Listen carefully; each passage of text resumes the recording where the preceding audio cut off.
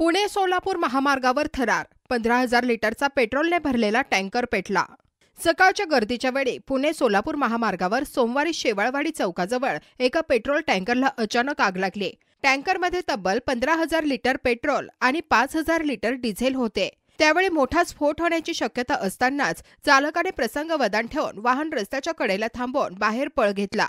स्थानिकांच्या माहितीनुसार टँकर सोलापूरकडून पुण्याकडे येत असताना अचानक केबिनमधून धूर निघू लागला। काही सेकंदातच समोरचा भाग जळायला सुरुवात झाली।